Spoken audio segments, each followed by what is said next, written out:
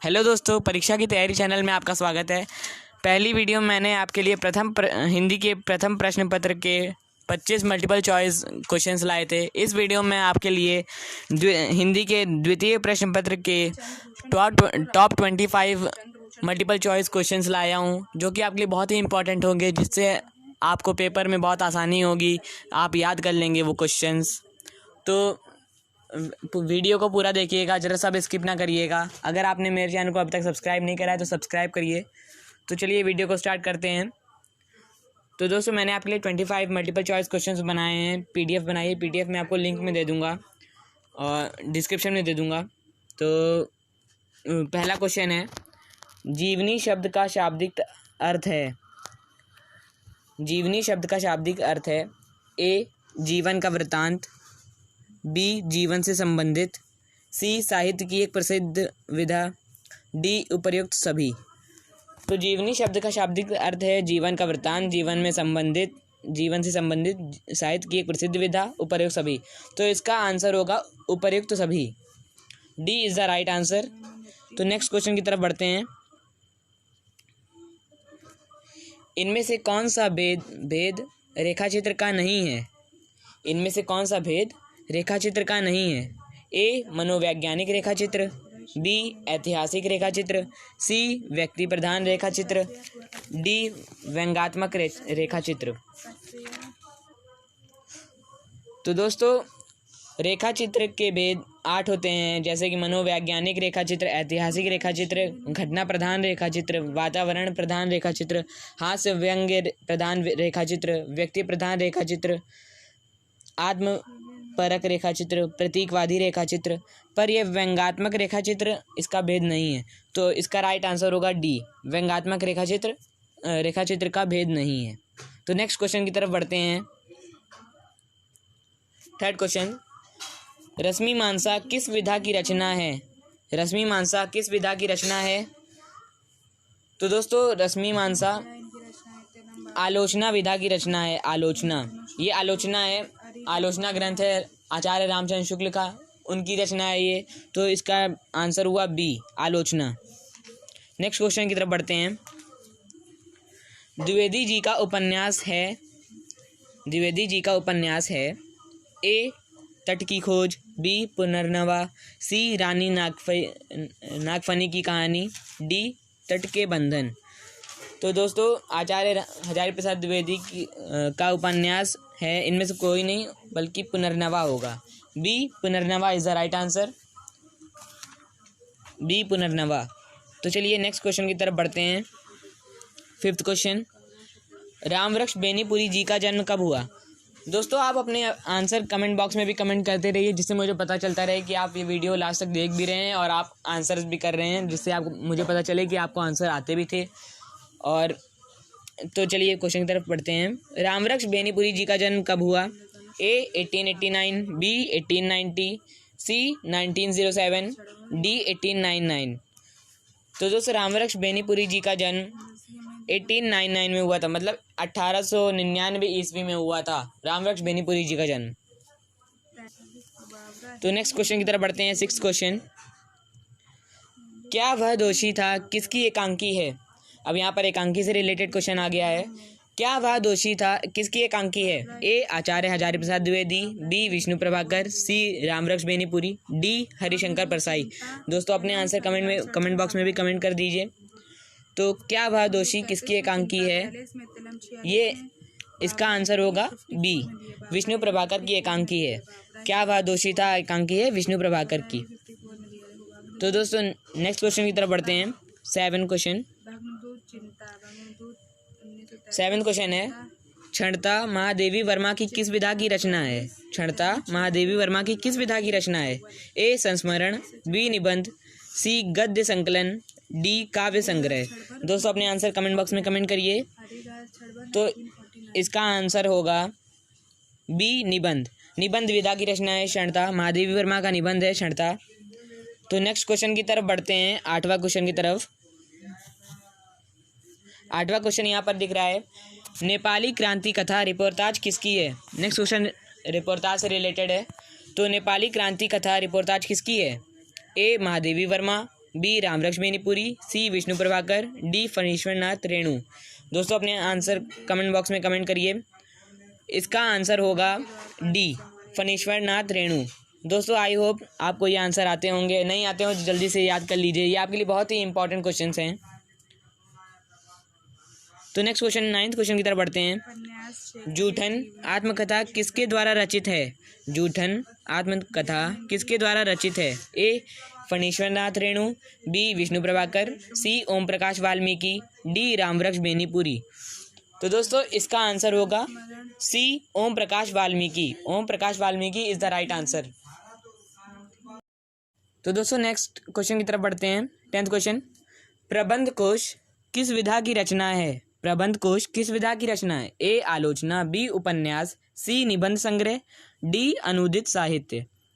तो दोस्तों अपना आंसर कमेंट बॉक्स में कमेंट भी कर दीजिए। तो इसका आंसर होगा डी अनूदित साहित्य। डी अनूदित साहित्य is right answer. Next question की तरफ बढ़ते हैं। 11th question. तो दोस्तों नेक्स्ट क्वेश्चन 11th की तरफ बढ़ते हैं। बायोग्राफी का हिंदी रूपांतरण है। रूपांतरण मीन्स मीनिंग से रिलेटेड है। बायोग्राफी की हिंदी मीनिंग मतलब क्या होगा? तो बायोग्राफी का हिंदी रूपांतरण है ए रिपोर्टाज, बी संस्मरण, सी जीवनी, डी आत्मकथा। तो दोस्तों इसका आंसर होगा सी जीवनी, बिकॉज रिपोर्टाज हो नहीं सकता, संस्मरण हो नहीं सकता, डी आत्मकथा। आत्मकथा मीन्स होता है ऑटोबायोग्राफी, लेकिन यहाँ पे पूछा गया है बायोग्राफी, तो बायोग्राफी मतलब होता है जीवनी। तो इसका आंसर होगा सी जीवनी। नेक्स्ट क्वेश्चन 12th की तरफ बढ़ते हैं। अभिमन्यु वध किसकी कविता है? अभिमन्यु वध किसकी कविता है? A Ramvriksh Benipuri, B Acharya Ramchandra Shukla, C Mahadevi Verma, D Vishnu Prabhakar. तो दोस्तों इसका आंसर होगा B Acharya Ramchandra Shukla. Acharya Ramchandra Shukla is the right answer, B. Next question की तरफ बढ़ते हैं। 13 क्वेश्चन, आचार्य हजारी प्रसाद द्विवेदी का स्वर्गवास कब हुआ? आचार्य हजारी प्रसाद द्विवेदी का स्वर्गवास कब हुआ? किस सन में हुआ मतलब? ए 1977, बी 1958, सी 1979, डी 1960। तो दोस्तों पेपर में इनका जीवन परिचय भी आ सकता है, तो आपको जन्म और मृत्यु पता होना चाहिए, कब हुआ जन्म, कब मृत्यु हुई। तो इनका स्वर्गवास हुआ था 1979, means C is the right answer. C 1979 is the right answer. तो नेक्स्ट क्वेश्चन 14 की तरफ बढ़ते हैं। इनमें से प्रसिद्ध व्यंग्य लेखक हैं। प्रसिद्ध व्यंग्य लेखक, ए हजारी प्रसाद द्विवेदी, बी महादेवी वर्मा, सी हरिशंकर परसाई, डी विष्णु प्रभाकर। तो दोस्तों जैसा कि आपने अगर बुक में पढ़ा होगा तो बुक में साफ साफ लिखा है कि प्रसिद्ध व्यंग्य लेखक हरिशंकर परसाई ही हैं, क्यों वो बहुत ही प्रसिद्ध व्यंग्य लेखक हैं, व्यंग्यकार हैं वो। तो इसका सही आंसर होगा सी हरिशंकर परसाई। दोस्तों नेक्स्ट क्वेश्चन 15 क्वेश्चन की तरफ बढ़ते हैं। स्वप्नमयी रचना किस विधा की है? स्वप्नमयी रचना किस विधा की है? ए एकांकी, बी नाटक, सी उपन्यास, या फिर डी रेखा चित्र। तो दोस्तों स्वप्नमयी रचना जो है वो उपन्यास विधा की है, उपन्यास विधा की रचना है। तो इसका आंसर होगा सी उपन्यास। सी उपन्यास इज द राइट आंसर। तो नेक्स्ट क्वेश्चन की तरफ बढ़ते हैं। 16 क्वेश्चन ये रहा। दोस्तों अपने आंसर कमेंट बॉक्स में कमेंट भी करते रहिए। तो 16 नेक्स्ट क्वेश्चन है, कैदी की पत्नी किसका उपन्यास है? कैदी की पत्नी किसका उपन्यास है? ए हजारी प्रसाद द्विवेदी, बी रामवृक्ष बेनीपुरी, सी महादेवी वर्मा, डी आचार्य रामचंद्र शुक्ल। तो दोस्तों इसका आंसर होगा बी रामवृक्ष बेनीपुरी। कैदी की पत्नी उपन्यास है रामवृक्ष बेनीपुरी का, तो इसका आंसर होगा B Ramvriksh Benipuri. Next question 17 question की तरफ बढ़ते हैं। अपना आंसर कमेंट बॉक्स में कमेंट करते रहिएगा। 17 क्वेश्चन यहाँ पर है, आवारा मसीहा किस विधा की रचना है? आवारा मसीहा बहुत ही फेमस रचना है विष्णु प्रभाकर की। तो आवारा मसीहा किस विधा की रचना है? ए रेखाचित्र, बी जीवनी, सी यात्राव्रत, या फिर डी आत्मकथा। तो दोस्तों आवारा मसीहा विष्णु प्रभाकर की जीवनी विधा की रचना है, तो इसका आंसर होगा the right answer is B जीवनी। और अपना आंसर कमेंट बॉक्स में कमेंट भी करते रहिएगा साथ साथ। तो नेक्स्ट क्वेश्चन 18 क्वेश्चन की तरफ बढ़ते हैं। वन तुलसी की गंध किसके द्वारा रचित संस्मरण है? वन तुलसी की गंध किसके द्वारा रचित संस्मरण है? ए हजारी प्रसाद द्विवेदी, बी फणीश्वर नाथ रेणु, सी रामवृक्ष बेनीपुरी, डी महादेवी वर्मा। तो दोस्तों वन तुलसी की गंध संस्मरण है फणीश्वर नाथ रेणु के द्वारा रचित है। तो इसका आंसर होगा B Phanishwar Nath Renu. B is the right answer. तो नेक्स्ट क्वेश्चन 19 क्वेश्चन की तरफ बढ़ते हैं। घुसपैठिए किस विधा की रचना है? घुसपैठिए किस विधा की रचना है? ए कविता संग्रह, बी आलोचनात्मक ग्रंथ, सी आत्मकथा या फिर डी कथा संग्रह। तो दोस्तों जो घुसपैठिए विधा है कथा संग्रह, तो घुसपैठिए कथा संग्रह विधा की रचना है। तो इसका आंसर होगा डी कथा संग्रह is the right answer. Next question 20 question की तरफ बढ़ते हैं। आचार्य हजारी प्रसाद द्विवेदी को भारत सरकार ने पद्म भूषण की उपाधि से कब विभूषित किया? बहुत ही इंपॉर्टेंट क्वेश्चन है ये। इसको चाहे तो आप कहीं नोट भी कर लीजिएगा या फिर अपने माइंड में रख लीजिएगा, बसा लीजिएगा। आचार्य हजारी प्रसाद द्विवेदी को भारत सरकार ने पद्म भूषण की उपाधि से कब विभूषित किया? ए 1956, बी 1957, सी 1958 या फिर डी 1961। तो दोस्तों ये बहुत ही इंपॉर्टेंट क्वेश्चन है। इसका आंसर होगा बी 1957। आचार्य हजारी प्रसाद द्विवेदी को भारत सरकार ने पद्म भूषण की उपाधि से 1957 में विभूषित किया। तो ये बहुत ही इंपॉर्टेंट क्वेश्चन है। नेक्स्ट क्वेश्चन की तरफ बढ़ते हैं। 21 क्वेश्चन, आचार्य रामचंद्र शुक्ल के पिता का नाम बताइए। ये भी बहुत ही इंपॉर्टेंट क्वेश्चन है, आ सकता है। ये सारे ही इंपॉर्टेंट क्वेश्चन हैं जो आपके पेपर में आ सकते हैं, एक्सपेक्टेड क्वेश्चन हैं ये। आचार्य रामचंद्र शुक्ल के पिता का नाम बताइए।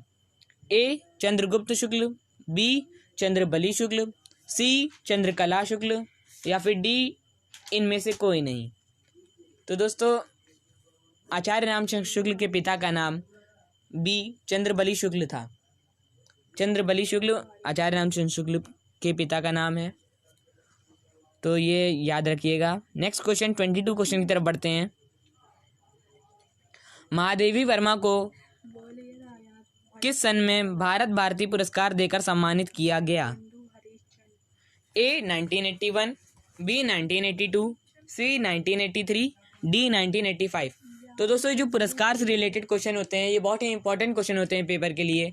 ये बहुत बार पूछे जाते हैं कि भारत भारती पद्म विभूषण कब कब दिया गया किसी को। तो ये आपके लिए बहुत ही इंपॉर्टेंट क्वेश्चन हो सकता है। तो इसका आंसर होगा सी 1983 is the right answer. Mahadevi Verma को 1983 में भारत भारती पुरस्कार दिया गया था उत्तर प्रदेश सरकार की तरफ से। तो दोस्तों नेक्स्ट क्वेश्चन 23 क्वेश्चन की तरफ बढ़ते हैं। इसके बाद 2 ही क्वेश्चन लेफ्ट हैं। तो मैला आंचल का प्रकाशन सन है। मैला आंचल जो कि फणीश्वर नाथ रेणु के द्वारा रचित है। ऑप्शंस हैं ए 1951, बी 1952, सी 1954 या फिर डी 1957। तो दोस्तों इसका आंसर होगा सी 1954। मैला आंचल का प्रकाशन वर्ष है 1954। ये दोस्तों कहीं पर राइट भी कर लीजिएगा। सन से रिलेटेड जितने भी ईयर से रिलेटेड जितने भी क्वेश्चंस होते हैं बहुत ही इंपॉर्टेंट होते हैं। 24 क्वेश्चन की तरफ बढ़ते हैं। नेक्स्ट क्वेश्चन, ओम प्रकाश वाल्मीकि को डॉक्टर अंबेडकर राष्ट्रीय पुरस्कार कब प्राप्त हुआ? ओम प्रकाश वाल्मीकि को डॉक्टर अंबेडकर राष्ट्रीय पुरस्कार कब प्राप्त हुआ? ए 1989, बी 1990, सी 1986 या फिर डी 1993। दोस्तों अपने आंसर कमेंट बॉक्स में कमेंट भी कर दीजिएगा।